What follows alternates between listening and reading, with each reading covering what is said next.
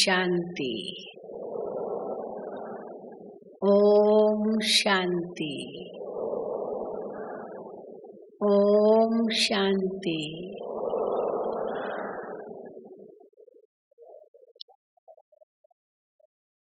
हम सभी बहुत नशे से कहते हैं कि हमको भगवान पढ़ाते हैं। परमात्मा स्वयं शिक्षक बन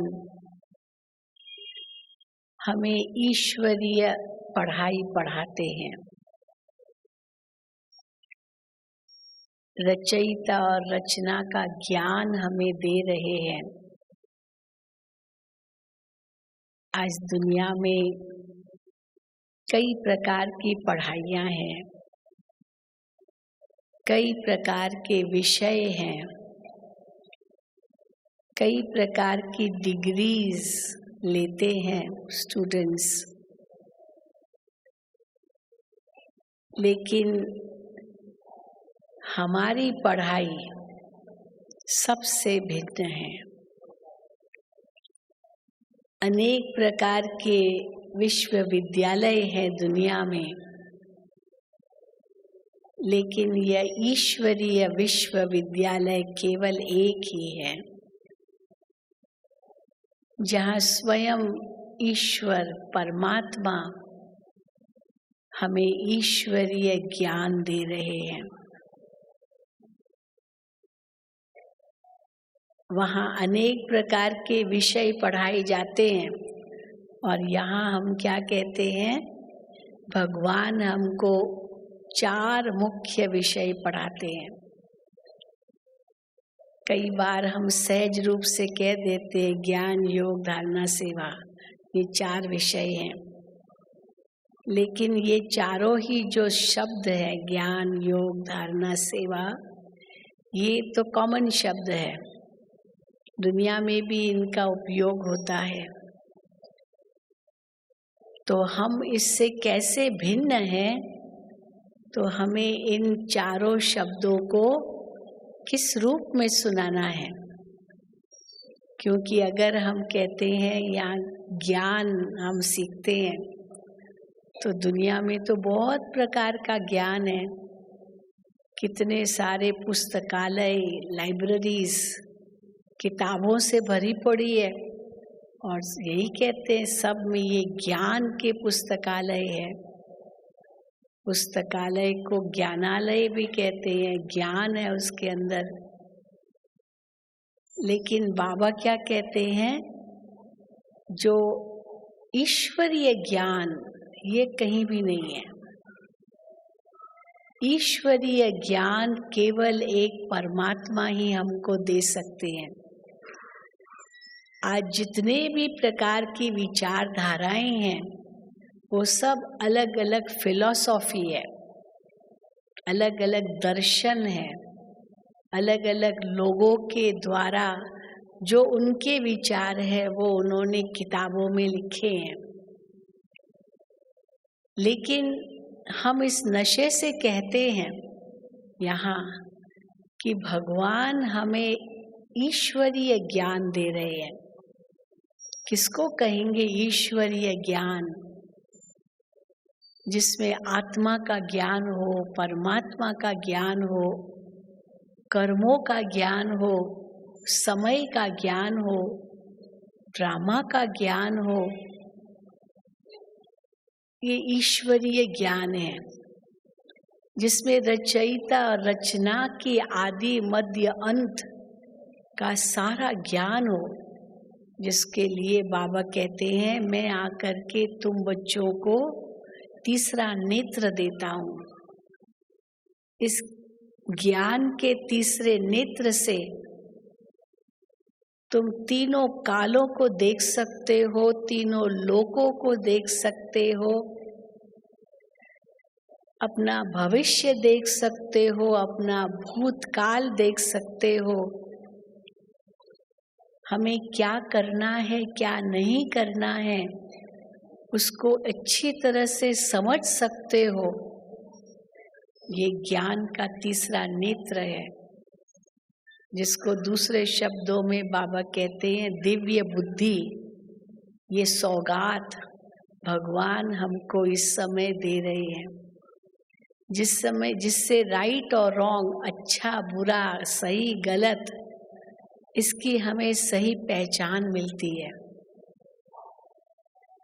कितनी बातें जो आज तक हम सुनते आए थे, अभी ईश्वरीय ज्ञान प्राप्त होने के बाद हम महसूस करते हैं कि हम कितना गलत सोचते थे।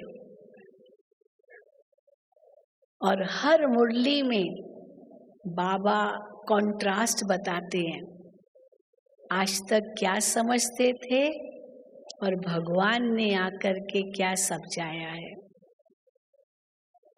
अपने आप को देह समझते थे, भगवान ने आकर हमें समझाया तुम देह नहीं आत्मा हो।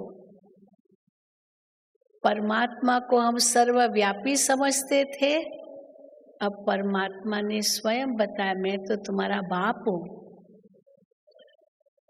मैं तो परम धाम का वासी हूँ, मैं तो आता हूँ अधर्म के समय। तो पहले हमारी समझ क्या थी और अभी बाबा ने कैसे हमको सही समझ देने के बाद हमारी बुद्धि को ही बदल दिया। कहाँ 84 लाख योनि समझते थे और कहाँ बाबा कहते केवल 84 जन्म, और वो भी मनुष्य चोले में। कितना अंतर हो गया। तो ये जो कंट्रास्ट, इतना अंतर जो दुनिया समझती और हमको जो भगवान ने ज्ञान दिया है, उसके आधार से हमारा तीसरा नेत्र खुल गया है। अभी कोई भी बात ऐसी नहीं है जो हम कहेंगे हमको समझ में नहीं आता। अगर समझ में नहीं भी आता है तो थोड़ा धीरज धरो, आपको आ जाएगा समझ में। थोड़ा समय लग सकता है क्योंकि अंदर में जो भूसा भरा हुआ है ना और बातों का, उसको जब तक निकालेंगे नहीं तो ये ज्ञान कैसे बैठेगा। पहले उसको भूलना पड़ेगा। एक होता है इंग्लिश में शब्द कहते हैं टू फॉरगेट, उसको भूल जाना। कई बातें भूल जाते हैं, कितना पढ़ते हैं कहाँ याद रहता है, भूल जाते हैं। तो एक होता है जो पढ़ा हुआ है उसको भूल जाना, और दूसरा होता है जो पढ़ा हुआ है ना, उसको इंग्लिश में कहते हैं जो लर्न हुआ है उसको अनलर्न करना है। अनलर्न, वापस जाना है। जैसे छोटा बच्चा होता है, कितना इनोसेंट, उसको कुछ पता नहीं है। छोटा बच्चा बहुत इनोसेंट, बहुत नादान, बहुत निर्दोष। ऐसा हमको वापस बनना है, बच्चा बन जाना है। क्लीन स्लेट रखनी है, क्योंकि भगवान जो हमको पढ़ाते हैं वो एकदम नया, एकदम नया। उस दिन भी बाबा ने कहा ये नई नॉलेज है। अगर वही शास्त्रों की बातें होती तो भगवान को आना नहीं पड़ता। वही शास्त्रों की बातें होती तो उससे तो हम नीचे ही उतरते आए हैं, भगवान के नजदीक नहीं गए हैं। वही शास्त्रों की बातें होती, उससे तो मनुष्य को आज अभिमान चढ़ गया है, मैं बहुत बड़ा ज्ञानी हूँ, मुझे सभी वेदों शास्त्रों का पता है। बड़ा बड़े बड़े श्लोक कंठस्थ करके सुनाते हैं, अर्थ भी निकालते हैं, बहुत बताते हैं। लेकिन बाबा कहते हैं खुद कितना प्रैक्टिकल में लाते हैं, धारणा है वो तो वही जाने। इसलिए थियरी बहुत है, लेकिन जो सच्ची प्रीत ईश्वर के साथ चाहिए, जो समर्पणमयता सचमुच चाहिए भगवान के प्रति, वो कहाँ है। और ये ज्ञान का अभिमान आ जाता है, और ज्ञान का अभिमान आ गया वो तो बहुत खतरनाक है। अज्ञान है और कह देते अज्ञान है, वो फिर भी ठीक है कि हमें नहीं मालूम। बाबा कहते हैं ना, वेदों में तो यही लिखा है, ईश्वर के बारे में नेति नेति, नहीं जानते नहीं जानते, नहीं अंत, उनका अंत हम नहीं पा सकते हैं। तो वो फिर भी सच्चे थे, नहीं पा सकते, सच बता दिया। लेकिन यहाँ सच तो क्या, बाबा कहते रत्ती भर भी सच नहीं, झूठ में रही झूठ, रत्ती भी सच नहीं। और इतना बड़ा चढ़ा करके बाबा कहते कन्न रस बना दिया है, इतना कन्न रस जो हमारे जीवन से तो जैसे वो दूरी हो गया। लगता है कि भाई हमारा तो क्या लेना देना उनसे। हाँ चलो, राम की सीता चोरी हो गई, ठीक है ना, हमारा क्या लेना देना। हाँ, वो तो राम को चिंता है, हमको थोड़ी चिंता है कि राम की सीता चोरी हो गई।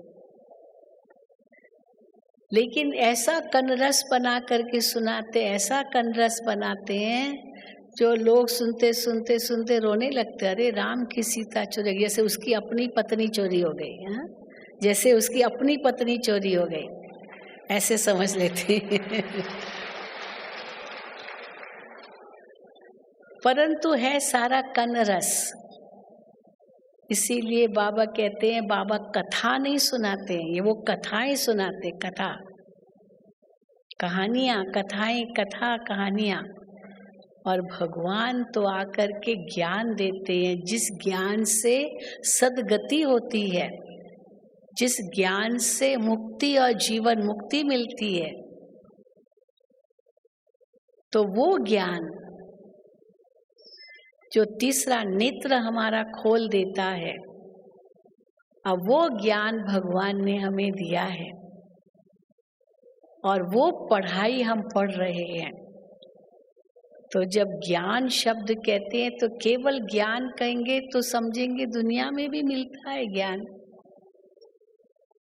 लेकिन आत्मा का ज्ञान क्या होता है बाबा कहते कोई नहीं जानता, कोई नहीं जानता। भले आत्मा आत्मा कह देते हैं, कोई नहीं जानता। आत्मा सो परमात्मा कह दिया तो खुद से भी दूर, तो ईश्वर से भी दूर हो गए। फिर कह देंगे आत्मा तो निर्लेप है, तो खाओ पियो मौज करो, कुछ भी करो, शरीर पर लेप शेप लगता है, आत्मा को थोड़ी कुछ होता है, क्योंकि आत्मा तो परमात्मा ही है। और फिर आत्मा के लिए कहेंगे परमात्मा है तो सब जगह है, तो सब आत्मा परमात्मा, बस जिसको बाबा कहते हैं, हाँ, आटे का गोबाटा। एक सिंधी में कहावत है, आटे का गोबाटा। अभी आटा गूंदना है, अब गूंदना आटा है तो थोड़ा थोड़ा पानी डालना होता है ना। अब एक साथ इतना पानी डाल दिया, वो आटा सारा उसमें एकदम जैसे लप्पी जैसा लई लई हो गया। अब रोटी क्या बनेगी उसमें से, कुछ समझ ही नहीं आएगा क्या करना है इसका। तो इसीलिए भगवान आकर के हमें सत्य ज्ञान देते हैं, और यही बाबा कहते हैं यही सच्चा सत्संग है, क्योंकि सत्य परमात्मा के साथ संग है। उस सत्य को अगर जाना तो ऑटोमेटिकली उस झूठ को हम खत्म कर सकते हैं, परंतु बुद्धि से भुलाने के लिए उसको फिर जो कुछ सुना है सीखा उन सब को वापस ले जाना, वापस जाना है, अनलर्न करना है, बच्चा बन जाना है, ताकि जो भगवान हमें सुनाते हैं वो हम सुने। हाँ, कई कहते हैं ना हम कैसे समझे यही सत्य ज्ञान है, तो हम कहते हैं कि पहले आप ट्राई तो करो, समझने की कोशिश तो करो, अपने आप आपको पता चल जाएगा कि सत्य ज्ञान क्या है, अभी तक हम क्या समझते थे। फिर दूसरा विषय हमारा योग है। अब केवल योग कह दिया तो भी कहाँ लोग समझते हैं, मूंझ जाते। कितने प्रकार के योग है आज दुनिया में, कितने प्रकार के योग है। गीता के अंदर ही इतने प्रकार के योगों का वर्णन है, एक एक चैप्टर गीता का एक एक योग से जुड़ा हुआ है। और बाबा कहते हैं इन सब का जो सार है वो राजयोग है, राजाई पाने के लिए योग है ये। सन्यासी बनने के लिए योग नहीं है। गृहस्थ व्यवहार में रहते हुए कर्म योगी बन करके, कमल फूल समान रह करके जनक राजा मिसल सच्चा योगी बनना है। छोड़ना कुछ भी नहीं है, लेकिन फंसना कहीं भी नहीं है। कुछ नया जोड़ना भी नहीं है, पर निभाना जरूर है। ऐसा योग हमको भगवान सिखाते हैं। तो योग शब्द को भी आज इतना कंफ्यूजन हो गया, इस शब्द का इतनी मूंज हो गई है, जो लोगों ने केवल शारीरिक क्रियाओं को योग समझ लिया, योग का अपभ्रंश करके योगा कह करके तो और ही उस सत्य योग से तो बहुत दूर हो गए हैं। चलो उसमें 8 अंग बताते हैं, योग के 8 अंग, यम नियम आसन प्राणायाम ध्यान धारणा प्रत्याहार ध्यान धारणा समाधि। अब उसमें भी यम नियम को तो कभी छूते भी नहीं है, यम नियम पर तो कभी ध्यान जाता ही नहीं है। चलो आसनों पर थोड़ा ध्यान गया, प्राणायाम पर गया, लेकिन उसके बाद जो प्रत्याहार माना है, विड्रॉल, सब बातों से बुद्धि को किनारा करना बुद्धि से, फिर वो ध्यान, ऐसी एकाग्रता, फिर वो धारणा, इतना वो स्वरूप बन जाना, तब समाधि, समान परमात्मा के समान, वो तो बहुत ऊंची चीज है। तो केवल कुछ क्रियाएं कर लेना, कुछ आसन कर देना, कुछ श्वास चढ़ाना और निकालना, प्राणायाम थोड़ा सा कर लेना, बस योगा कह करके हम तो योगा करते हैं। और बाबा कहते हैं योग तो बहुत बड़ी चीज है। अपने को आत्मा समझ मुझे याद करो, ये सबसे योग का सार है। ये योग का सार है। इसीलिए बार बार गीता में भी आता है, अर्जुन इस मन को मेरे में लगाओ, इस मन को मेरे में लगाओ। बार बार भगवान को ये कहना पड़ता है, इस मन को मेरे में लगाओ। और अर्जुन की बार बार यही शिकायत है, क्या करे, मन लगता नहीं, मन लगता नहीं, मन लगता नहीं। मन बहुत चंचल है, मन बहुत पापी है, मन दुष्ट है, मन नीच है, मन घोड़ा है, मन तो लगता नहीं। चलो मन नहीं लगता है तो स्थूल साधन दे दिया, चलो मंत्र जाप करो, मुख से कुछ शब्द बोलो, माला फेरो, सामने कोई मूर्ति रखी हो उसका ध्यान करो, तो आंखों को तो काम मिल जाता है, उंगलियों को भी काम मिल जाता है, मुख को भी काम मिल जाता है जाप करने का, लेकिन मन को तो काम नहीं मिलता है, मन तो भटकता ही रहता है। इसलिए भगवान ने कहा इस मन को मेरे में लगाओ, उसके लिए दो कदम बताए। वो 2 कदम तो मनुष्य भूल ही गए हैं, और वो 2 कदम क्या बताए हैं गीता में आते हैं। एक है वैराग्य और दूसरा है अभ्यास। ये 2 कदम है मन को ईश्वर में लगाने के लिए। जब तक वैराग्य नहीं आया है संसार से, तब तक मन लगेगा ही नहीं। और वैराग्य क्यों नहीं आया है? क्योंकि देह का अभिमान बहुत है, इसलिए आत्म अभिमानी बनना बहुत जरूरी है। तब बेहद का वैराग्य आएगा, तब ये मन स्थिर होगा। लेकिन उसमें भी फिर खुद को ही नहीं जानते, ईश्वर को ही नहीं जानते, मन स्थिर करेंगे कैसे? फिर कहेंगे बस जो श्वास आपका चल रहा है ना, उस पर ही ध्यान करो। कई ऐसे योग सिखाते। तो बाबा कहते हैं ये श्वास तो नेचुरल है, आना जाना ये तो नेचुरल है। इसको हम स्वाभाविक ही समझे ना। हाँ, अगर मन में बहुत अशांति है, बहुत टेंशन है, तो ये जल्दी जल्दी श्वास चलता है। और हम कई ये भी मानते हैं हमारी जो श्वास है वो निश्चित है, अगर हम चिंतित होते हैं, परेशान होते हैं, दुखी होते हैं, क्रोधी होते हैं, ईर्ष्या के वश हैं, नफरत, द्वेष, वैर भाव ये सब के वश है, तो श्वास जल्दी जल्दी चलता है और हमारी आयु कम होती जाती है। लेकिन जितना हम मन में शांत है, जितने शीतल है, जितने प्रेम स्वरूप स्थिति है, जितनी दया भावना है, रहम दिल है, कृपालु है, कल्याणकारी दृष्टि है, उतना उस आनंदमय स्थिति में हम हैं, तो ऑटोमेटिकली श्वास हमारे कम चलेंगे और आयु बड़ी होती जाएगी। तो इसीलिए बाबा कहते हैं अपने आप को आत्मा समझ मुझे याद करो, यही योग है, यही राजयोग है। और परंतु उसके लिए नियम बहुत जरूरी है। नियम ये तो पहली बात है, क्योंकि उसके बिना योग लगेगा ही नहीं। नॉन वेज खाते रहेंगे, मीट मछली अंडा सब अशुद्ध भोजन खाते रहेंगे, क्या होगा?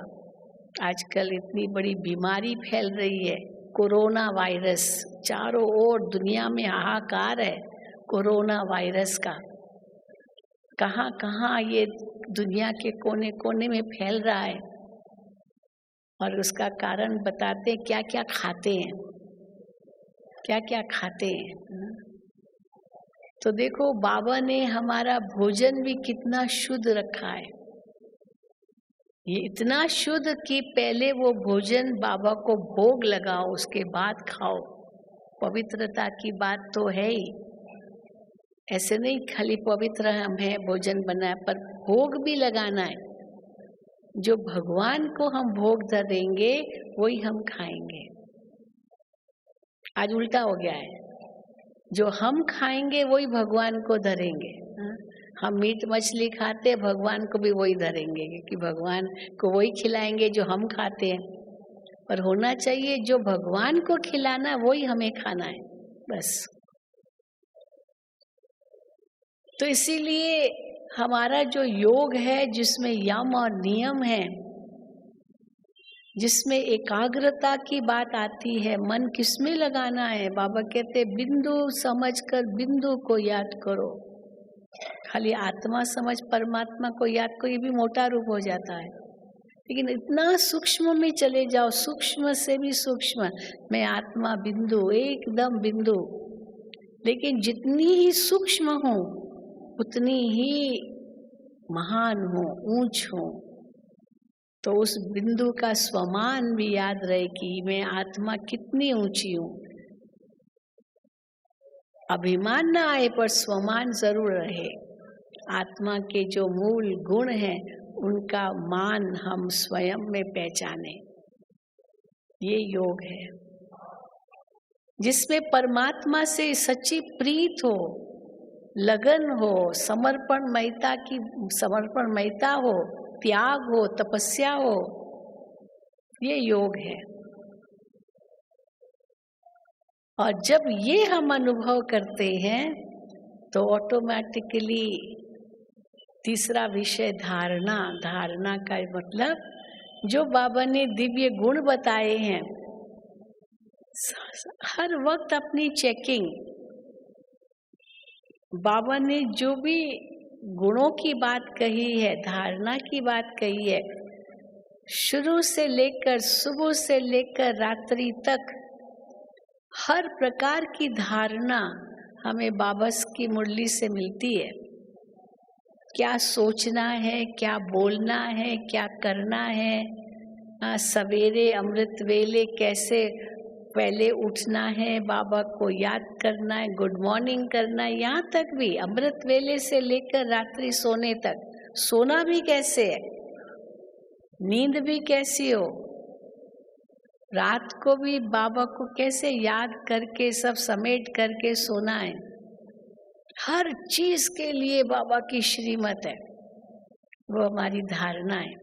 तो सुबह से लेकर रात्रि तक बाबा ने हमारी सोच कैसी हो, हमारे बोल कैसे हो, हमारे कर्म कैसे हो, वो एक एक बात की बाबा ने हमें श्रीमत दी है। इसलिए हम ये नहीं कह सकते कि हमें मालूम नहीं, हमें पता नहीं।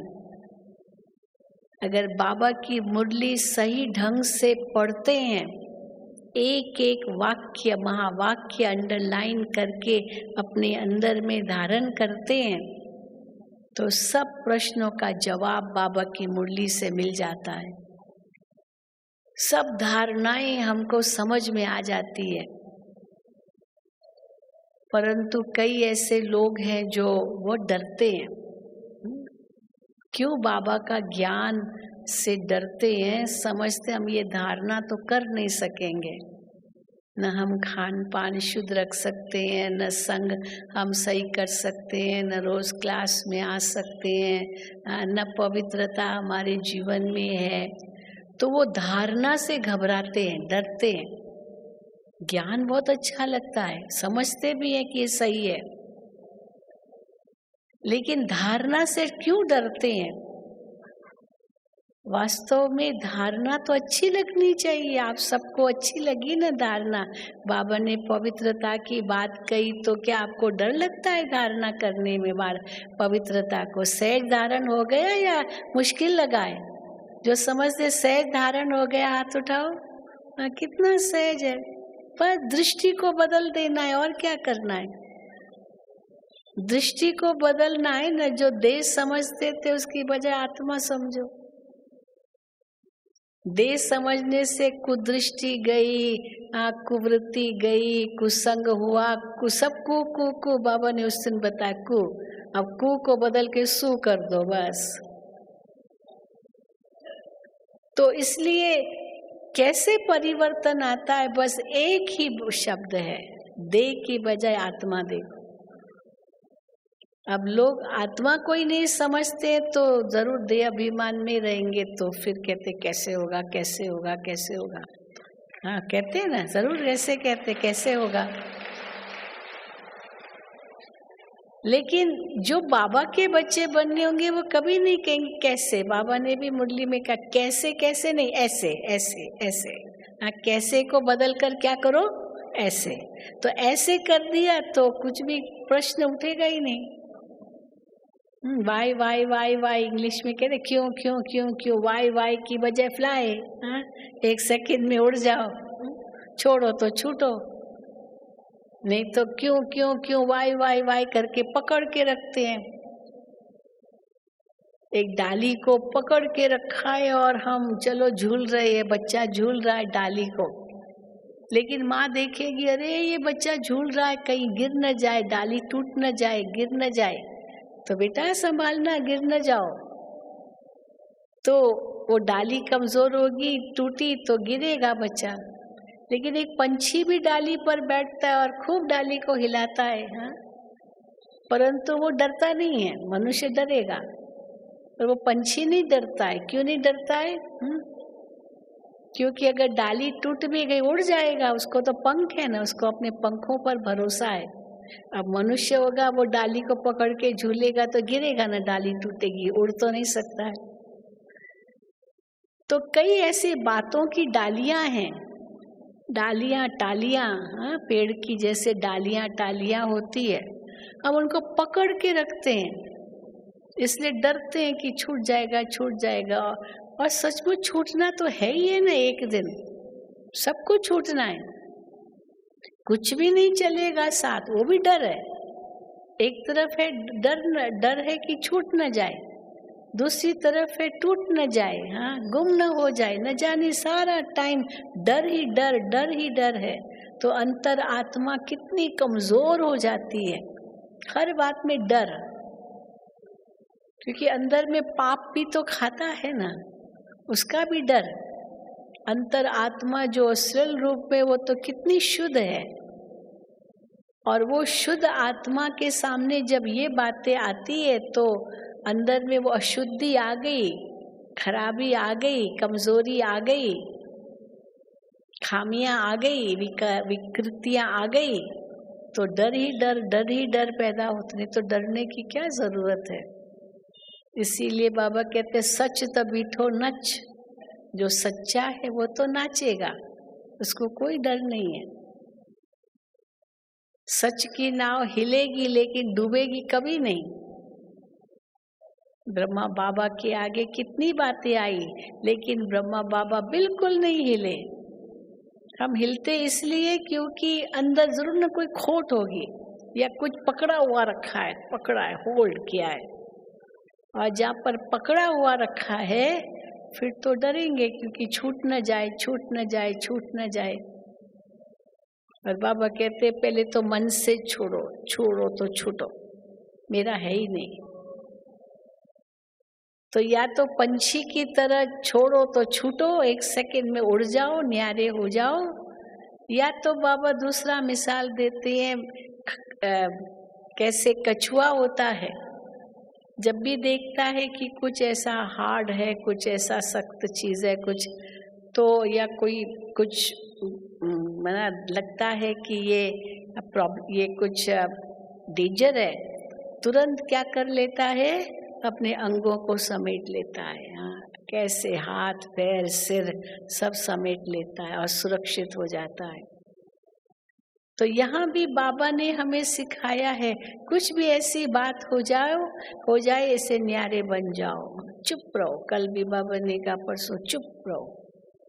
हमारे सारे जो आधे देखते दुनिया के जो झगड़े हैं, जितने झगड़े हैं दुनिया में, उन आधे झगड़ों का, घर घर में झगड़े हैं, उन आधे झगड़ों का जो कारण होता है ना, वो हमारे बोल होते हैं, हमारे शब्द बोल। हम जो बोलते हैं, ये तुमने ऐसे क्यों बोला, ये क्यों कहा, ये क्यों, हाँ, प्रश्नों की बौछार चालू हो जाती है और झगड़ा चालू हो जाता है। तो इसलिए बाबा कहते चुप, मैं चुप रहूंगी। पहले एक पिक्चर आई थी, मैं चुप रहूंगी। चुप रहना है बस, कुछ भी बोलने की जरूरत नहीं है, सच्चे को डरने की जरूरत नहीं है। तो अगर हम अंदर में सच्चे और बाबा के साथ हैं, बाबा हमारे रक्षक हैं, बाबा को हम समर्पित हैं, तो कोई हमारा बाल भी बांका नहीं कर सकता है, ये निश्चित है। कोई कितना भी कुछ करने की कोशिश करे, नहीं कर सकेगा। वही ब्रह्मा बाबा का इतना पक्का निश्चय था। हम कौन हैं, हम किसके हैं। दादी जानकी देखो कितने नशे से कहती है ओम शांति 3 बार कह करके फिर कहती मैं कौन, मेरा कौन और मैं किस लिए, बस नशा चढ़ जाता है। इतना निश्चय बुद्धि है। तो हमारी धारणा में इतना निश्चय हो कि हम कौन, हमारा कौन और हम किस लिए हैं, तो कोई हमारा बाल भी बांका नहीं कर सकता है। एक कवच तैयार हो जाएगा और रक्षा करेगा। किसी से भी कोई भी कुदृष्टि हो, कुछ भी हो, उससे हमारी रक्षा हो जाएगी, क्योंकि हमारी धारणा इतनी स्ट्रांग हो। लेकिन वो अंतर में हम लक्ष्य रखें कि हमको इतनी ऊंची धारणा करनी है। लेकिन जो कमजोर होगा ना, वो सोचे कैसे करेंगे, कैसे करेंगे, कैसे करेंगे, कैसे को कैसे नहीं, ऐसे बस ये हमको परिवर्तन करना। और बाबा उसके लिए मुरली में हर बात सुनाते हैं। तो जब हमारी अंदर में ये ऐसी धारणाएं आती है, आत्मा इतनी मजबूत बनती जाती है। और उसके लिए बाबा कहते किसी दूसरे को मत देखो। जो दूसरे कर रहे हैं उनका हिसाब किताब, उनके कर्मों का खाता, उनका जो कुछ है वो उनका अपना है। हमको देखना है अपने आप को, मैं कैसा हूं, बस। तो इसलिए जब इस प्रकार की हमारी धारणा होगी, एक तो सच्चाई होगी अंदर में, क्योंकि बेहद का वैराग्य भी है, और साथ साथ किसका साथ है, हमें ईश्वर का साथ है। तो जिसका साथी भगवान है, उसको क्या रोकेगा आंधी और तूफान। इतना अंदर में नशा रहता है जो उस नशे के आधार से ये सारी जो बाधाएं हैं, विघ्न है, हम उनको बहुत सहज पार कर लेते हैं। ये सब साइट सीन लगती है, हम आगे जा रहे हैं, ये दृश्य तो यहीं के यहीं रह जाएंगे। इसलिए बाबा कहते हैं वो बातें जो है वो दोबारा नहीं आती है, लेकिन हम बातों को पकड़ के रखते हैं। मन बुद्धि में उनको इतना स्थान दे देते हैं, जो बाबा की इतनी ऊंची ऊंची बातें, उनके लिए तो मन बुद्धि में स्थान ही नहीं है। फिर कहेंगे क्या करें, भूल जाते हैं, भूल जाते हैं।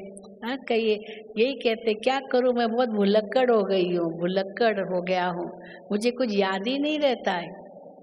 लेकिन जो किसी ने मुझे 10 साल पहले कोई ऐसा कड़वा शब्द बोला था, वो तो कभी भूला नहीं, वो तो सदा याद है। और जैसे ही उनसे मिलेंगे, इसने मुझे 10 साल पहले ये कहा था, वो बात तो भूलेगी नहीं। और बाकी कहेंगे भूल गया, भूल गया, भूल गया। आज भुलक्कड़ हो गया हूँ, वो क्या पता क्यों भूल जाता हूँ।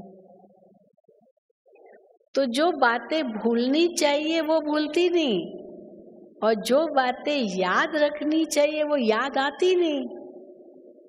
अब यही अंतर अपने अंदर देखना है, क्या छोड़ना है, क्या पकड़ना है, क्या लेना है, क्या नहीं लेना है, अंदर में क्या ग्रहण करना है, क्या नहीं ग्रहण करना है। यही तो बाबा हमें तीसरा नेत्र देते हैं ना। अब नेत्र, अगर ये आंखें समझो दिखाई नहीं देता, अंधेरा है, तो कहीं भी ठोकर लगेगी ना। पर लाइट आ गई, दिखाई देता है, तो ठोकरों से तो बच जाएंगे ना, हम सावधान हो जाएंगे, भाई इस तरफ नहीं जाना है, या यहाँ पर ये विघ्न है। तो जैसे हमारी धारणा ऊंची होती जाएगी, हम महसूस करेंगे कि हमारा जीवन एकदम बदल गया, और डरने की तो कोई बात ही नहीं है। भले लोग कुछ भी कहे, हमने देखा है जब हम बाबा के पास आए, क्या नहीं कहा लोगों ने, ये तो चल नहीं सकेंगे, ये तो ये ऐसे है, नहीं कर पाएंगे। और आज क्या कहते, वाह वाह, धन्य है आप, धन्य है, धन्य है, हम तो पीछे ही रह गए। तो इसीलिए बाबा हर बार मुरली में ये भी कहते हैं, दृढ़ता लाओ, दृढ़ता लाओ। मुरली में वो दृढ़ता आती है। मुरली जैसे हम पढ़ते जाते हैं, अपने अंदर में उसका स्वरूप बनते जाते हैं, वो दृढ़ता आती जाती है। सब बाबा कहते अंडरलाइन करो, वो स्वरूप बनते जाओ। इस हर मुरली में बाबा कहते हैं जानना, मानना, फिर बनना। ये बनना है, खाली सुनना नहीं, वो कनरस हो जाएगा। जान लिया, मान लिया, पहचान लिया, फिर उसको बनना है वैसा ही। तब कहेंगे कि हाँ, हम धारणा के सब्जेक्ट में भी पास है। केवल ज्ञान नहीं है कि हाँ आत्मा आत्मा, भाई भाई, लेकिन सचमुच क्या मैं उस भाई भाई की दृष्टि से एक दो को देखता हूँ? सचमुच वो दृष्टि है? ये अपनी चेकिंग है। तो हर वक्त अपनी चेकिंग ये करते रहना, ये सच्ची धारणा है। और एक एक गुण, जो बाबा कहते सवेरे उठो, एक संकल्प करो, आज मेरे अंदर जो सहनशीलता की कमी थी, वो आज मैं अपने अंदर सहनशीलता की पक्की धारणा करूंगी। कुछ भी हो जाए, मैं मुख से कुछ नहीं बोलूंगी, शांत रहूंगी। ये भी एक बहुत बड़ी सहनशीलता है। कोई ऐसे गलत फलत कुछ भी बोल रहा, अच्छा एक कान से सुना, दूसरे कान से निकाल दिया। चलो और ज्यादा बोल रहा है तो उस समय क्या समझो, हाँ ये अपना पार्ट बजा रहा है, इसका ये पार्ट है। और आगे कर रहा है तो फिर क्या सोचो, कोई बात नहीं, मेरा कोई हिसाब किताब है, चुकतू हो रहा है, बस। और आगे कर रहा है तो फिर क्या सोचो, हाँ ध्यान तो देना पड़ेगा ना, क्योंकि वो इतना कह रहा है, जरूर कुछ तो बात होगी ना। आज जैसे कहीं धुआं है तो हम कहेंगे धुआं, कोई कहेगा धुआं क्यों है, हम कहेंगे नहीं नहीं कोई बात नहीं, होता रहता है। पर धुआं है, इसका मतलब कहीं आग भी होगी, तो संभालना है, देखना है, ध्यान देना, ऐसे नहीं होता रहता है। तो अगर कोई बार बार भी कोई मुझे कुछ कहता है, वो तो मेरा शुभ चिंतक है। वो चाहता है कि मैं वो कमजोरी अपनी मिटाऊं, तभी तो कह रहा है, नहीं तो क्यों कहेगा। तो फिर अपने अंदर टटोलना होता है कि वो तो मेरा शुभ चिंतक है, मेरी भलाई के लिए मुझे कह रहा है, तो मुझे बदलना होगा। पर मान लीजिए वो शुभ चिंतक की भावना नहीं है, वो मेरे से ईर्ष्या करता है, मेरे से नफरत करता है, मेरा नाम बदनाम करना चाहता है, जो कई बातें होगी। उस समय क्या सोचो अंदर में, हाँ ये आत्मा बहुत दुखी है, ये आत्मा बहुत अशांत है, ये आत्मा बहुत कमजोर है, ये आत्मा खाली है। अब जो कमजोर होगा, दुखी होगा, अशांत होगा, खाली होगा, उस पर तो दया करनी होती है, हाँ? उससे नफरत थोड़ी करनी होती है, तो दया करते, बेचारा, ये बेचारा है। पर बाबा ने तो हमको कितना ऊंचा बना दिया है। तो एकदम जो दृष्टि हमारी क्या क्या थी, कैसी थी, सोच कैसी थी, वो एकदम बदल जाती है और हम उस बात में पास हो जाते हैं। तो पहले तो आंख दिखाएंगे, लेकिन उसके बाद आपके पाँव पड़ेंगे, मैं आपको गारंटी से कह सकती हूँ, जरूर होगा। और यहाँ तक कहेंगे कि मैंने आपको पहचाना नहीं, मैंने बहुत भूलें की, अब मुझे माफ कर दो, यहाँ तक भी कहेंगे। आप तो धन्य हो, आप तो धन्य हो, ये भी मानेंगे, क्योंकि अंतरात्मा तो समझती है ना, ऐसा नहीं कि नहीं समझती। इसलिए या तो अंतर्मुखी हो जाओ कछुए के समान, हाँ आत्मा बन जाओ, बिल्कुल बिंदु बन जाओ, या तो छोड़ो तो छूटो, पंछी बन जाओ, उड़ जाओ, न्यारे हो जाओ। ये हमारी धारणा है।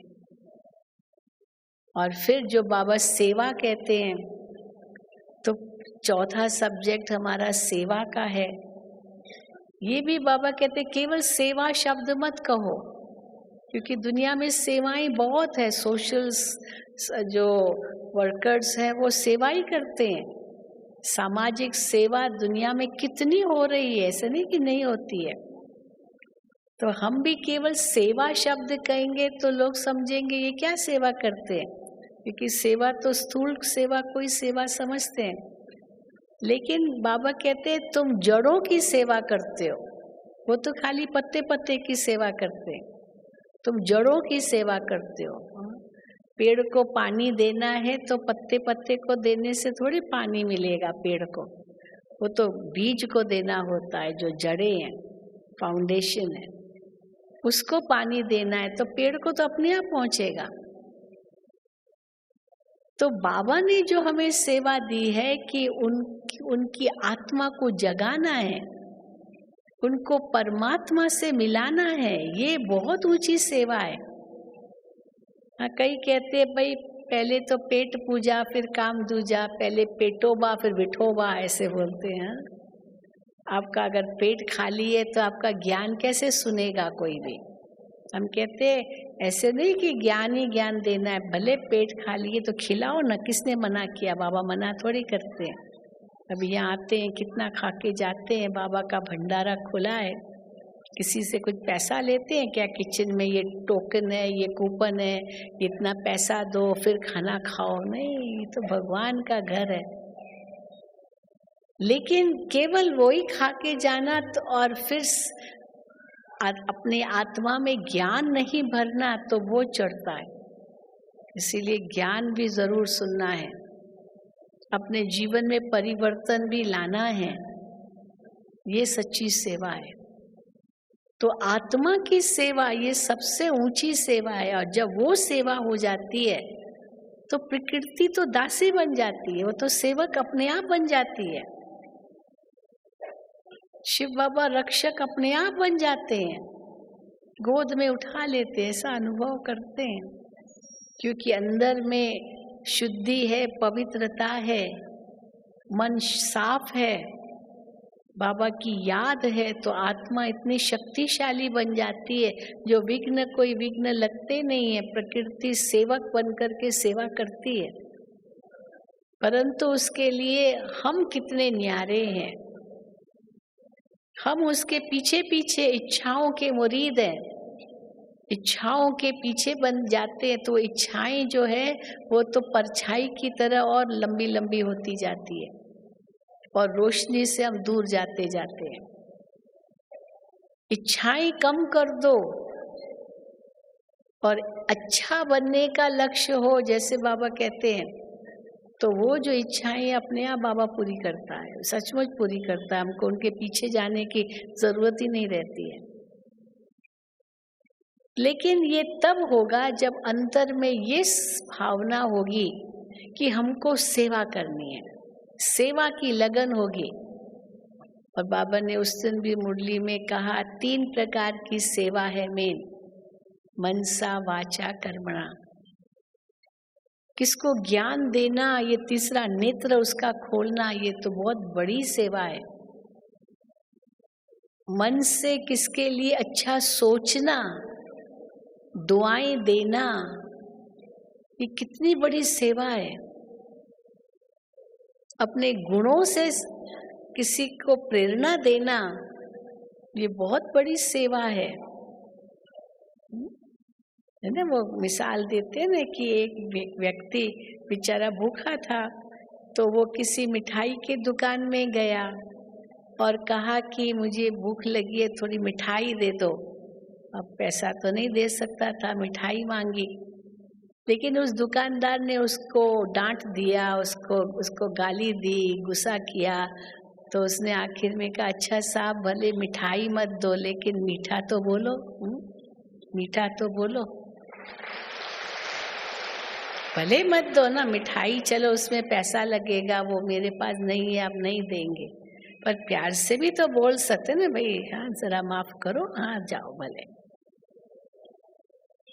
इसका मतलब अगर नहीं प्यार से बोल सकते ना, हमारे अंदर वो मिठाई बेचते तो हैं, पर मिठास कहाँ है जीवन के अंदर। इसीलिए बाबा तो हमें यही कहते हैं कि चलो और कुछ सेवा न कर सको, अपने गुणों किससे सेवा करो, किससे प्रेरणा दे सको। देखो इसका ये कितना शांत रहता है, ये भी एक सेवा है। ये देखो कितना रिस्पेक्ट से बोलता है, कितना रिस्पेक्ट, ये भी एक सेवा है। स्थूल रूप में न भी कर सको मानो, वैसे तो दोनों करना है, स्थूल और सूक्ष्म दोनों। जैसे बाबा कई प्रोफेशनल्स को कहते हैं ना, डबल बनो, डॉक्टर हो तो डबल बनो, खाली शरीर के डॉक्टर मत बनो, मन के भी डॉक्टर बनो, क्योंकि 80% शरीर की बीमारियां तो मन के कारण है। अगर मन को ठीक कर सके तो शरीर को आधा पौना तो अपने आप ठीक हो जाएगा। एक मिसाल देते हैं कि एक डॉक्टर हमारे पास आए थे, तो हमने उनसे पूछा कि आपको किसने परिचय दिया यहाँ का, तो कहा कि मेरे पेशेंट ने परिचय दिया। नहीं तो वैसे डॉक्टर्स अपने पेशेंट को कहते हैं ना, डॉक्टर्स अपने पेशेंट को कहते हैं कि आप लोग मेडिटेशन सीखो। आजकल डॉक्टर्स बताते हैं, दवाई तो देंगे, फिर कहेंगे आप मेडिटेशन सीखो, उससे आपको फायदा होगा, शांति मिलेगी। लेकिन वो डॉक्टर आया और उसको पेशेंट ने उसको ज्ञान दिया। कैसे पेशेंट ने ज्ञान दिया? क्योंकि एक बार वो हमेशा अपने मरीजों को यही कहता था, कुछ भी दवाई देगा, कोई बीमारी की दवाई देगा, फिर कहेगा चिंता मत करो, सब ठीक हो जाएगा, सब ठीक हो जाएगा, चिंता मत करो। हाँ, डॉक्टर को ये आदत होती कहने की, चिंता मत करो, सब ठीक हो जाएगा, वो ये दवाई ले लो। तो एक पेशेंट को जब इसने कहा कि चिंता मत करो, तो पेशेंट को गुस्सा आ गया। उसने कहा, साहब आप केवल यही कहते हो चिंता मत करो, चिंता मत करो, चिंता कैसे नहीं करो वो भी तो बताओ, वो भी तो बताओ चिंता कैसे नहीं करो। अब वो कैसे बताएगा नहीं करो, कैसे नहीं। बाबा तुमको ज्ञान देते कैसे चिंताओं से मुक्त हो जाओ। ड्रामा का ज्ञान बुद्धि में रखो, हर बात में कल्याण है ये बुद्धि में रखो, तो चिंता करने की तो कोई ज़रूरत ही नहीं है। जो होगा कल्याणकारी होगा, अच्छा ही होगा। तो ये ज्ञान है। परंतु उस डॉक्टर को ये नहीं मालूम था कि मैं क्या बताऊं पेशेंट को कि चिंता नहीं करो। तो फिर दूसरा एक पेशेंट आया जो कैंसर का पेशेंट था, कैंसर का पेशेंट। उसको तो डॉक्टर ने जवाब दे दिया था बस 6 महीने से ज्यादा तुम नहीं जिंदा रहोगे। लेकिन वो 2 साल के बाद आया और जिंदा देखा। तो कहा ये कैसे जिंदा है? आप इन्होंने तो डॉक्टर कहता मैंने तो इसको कहा 6 माह से ज्यादा नहीं रह सकोगे। तो पेशेंट से पूछा कि कैसे तुम्हारी आयु बढ़ गई, कैसे ये खत्म हुआ? बोला मैं चिंता नहीं करता हूँ, चिंता नहीं करता हूँ। तो डॉक्टर को इतना अच्छा लगा। डॉक्टर ने कहा अच्छा तुम चिंता नहीं करते हो, कैसे नहीं करते हो मुझे बताओ। तो पेशेंट ही डॉक्टर बन गया डॉक्टर को समझाने के लिए। और फिर वो पेशेंट ने उस डॉक्टर को वो यहाँ ले आया कि डॉक्टर की ये हमारा डॉक्टर है, इनको आप ज्ञान सुनाओ। वो दूसरों को कहता था मेडिटेशन करवा, खुद कभी नहीं करता था, खुद कभी नहीं, खाली एडवाइस देना वो तो कोई बहुत सहज है। किसी को एडवाइस दो, किसको अच्छी राय दो, खुद नहीं करना। बाबा मुरलियों में कहते हैं ना, लोग आते हैं समझते हैं थोड़ा, कहते हैं आप लोगों का ज्ञान बहुत अच्छा है, ये सबको देना चाहिए, पर मैं ये लूं वो नहीं सोचते मुझे भी लेना है, ये नहीं सोचते। तो इसीलिए बाबा हमें कहते हैं कि पहले वो सेवा करो, जड़ की सेवा करो।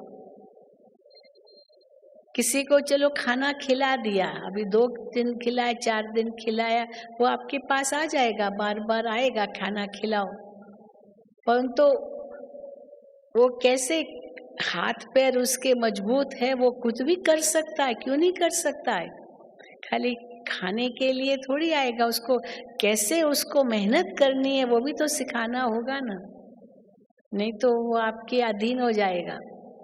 तो इसीलिए कैसे वो अपने पांव पर खड़ा रहे वो भी तो सिखाना होगा, तो मेहनत करना भी सिखाना होगा। इसलिए बाबा देखो कितना हमें कहते हैं, आलस्य, अलबेलापन, बहानेबाजी, ये सब भी विकृतियां हैं जिससे आत्मा और कमजोर होती जाती है। तो इसलिए सेवा करो, पर पहले मन से, वचन से, कर्म से सेवा करके उसके जीवन में परिवर्तन लाओ।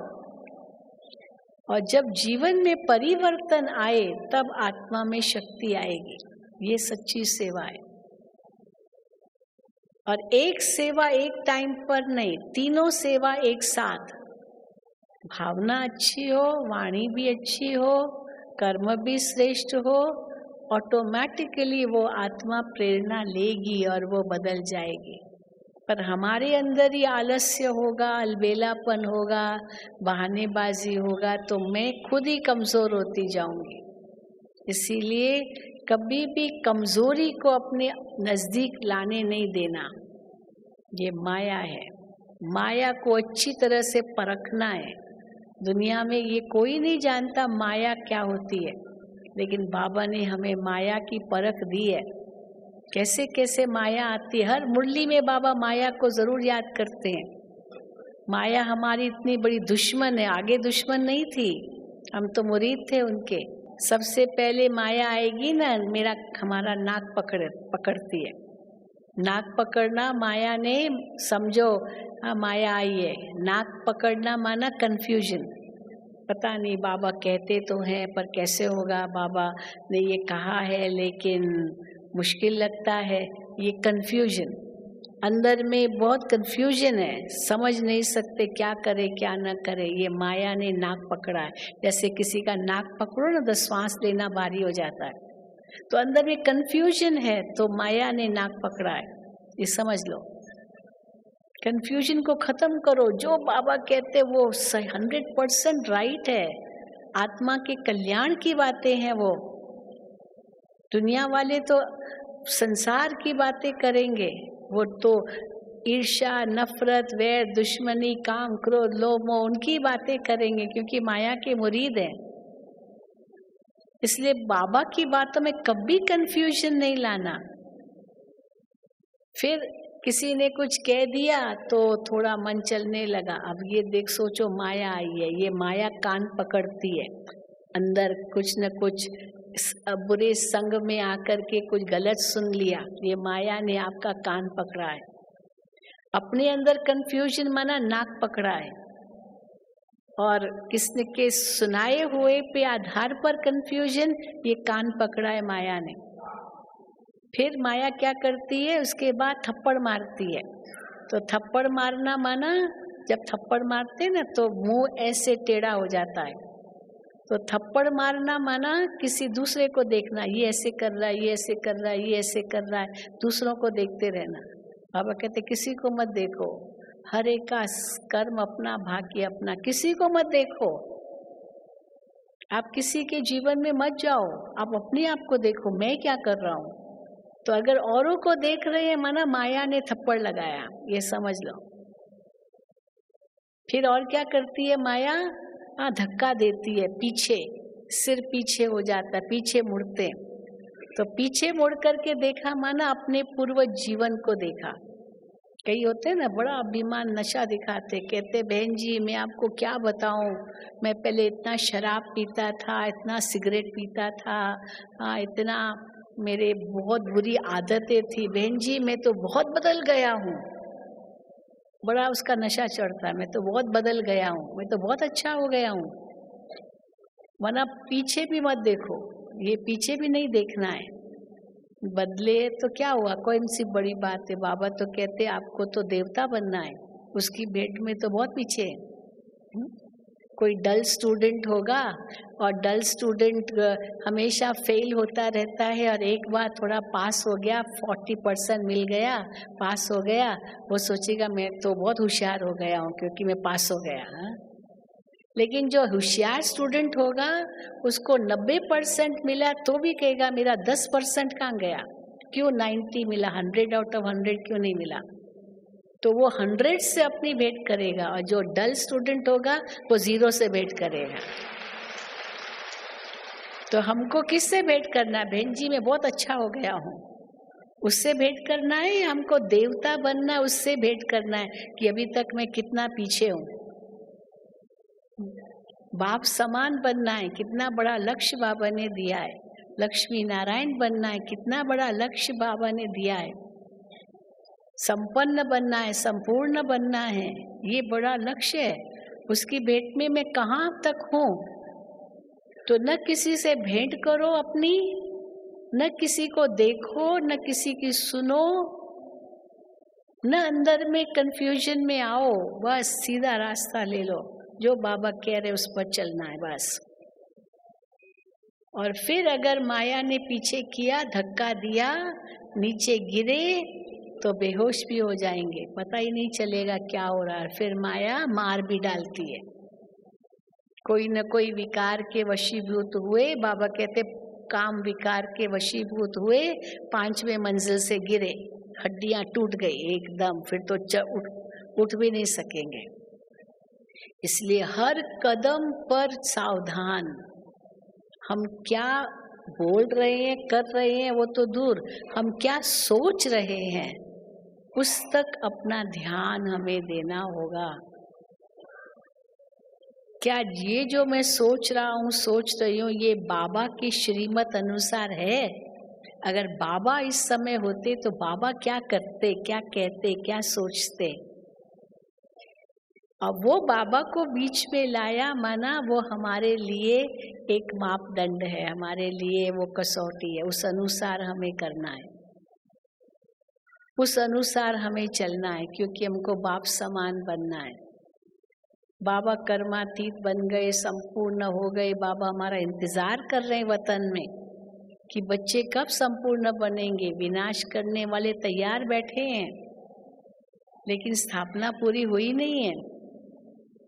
इसीलिए हम स्थापना करने वाले हैं, हम कितना तैयार हुए हैं अपनी ये चेकिंग करते रहना है। और कैसे होगी चेकिंग? बाबा की मुरली से, हर वाक्य से हम अपनी चेकिंग कर सकते हैं और दृढ़ता ला करके अपने अंदर परिवर्तन लाते जाएं। अच्छा, ओम शांति, ओम शांति, ओम शांति। चलिए।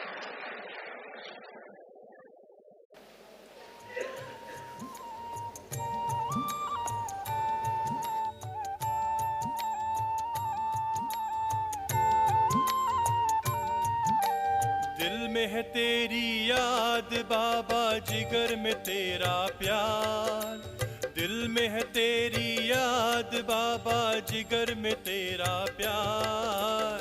तेरी श्रीमत और शिक्षाएं जीवन का आधार। तेरी श्रीमत और शिक्षाएं जीवन का आधार। दिल में है तेरी याद बाबा, जिगर में तेरा प्यार। तेरी श्रीमत और शिक्षाएं जीवन का आधार।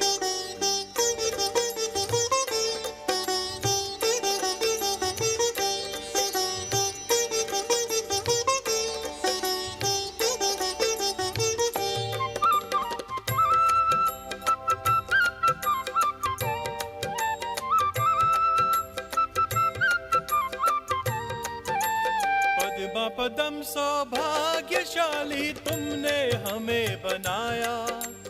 नवजीवन दे करके तुमने दिल में हमें बिठाया। पद्म पदम सौभाग्यशाली तुमने हमें बनाया।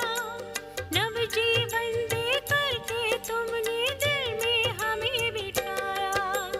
अब तो ये जीवन है बाबा तुझ पर ही बलिहार। अब तो ये जीवन है बाबा तुझ पर ही बलिहार। तेरी श्रीमत और शिक्षाएं जीवन का आधार। तेरी श्रीमत और शिक्षाएं जीवन का आधार।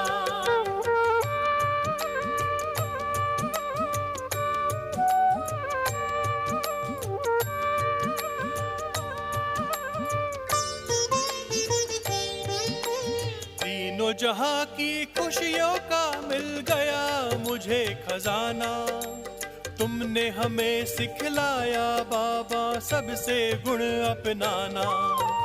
तीनों जहां की खुशियों का मिल गया मुझे खजाना।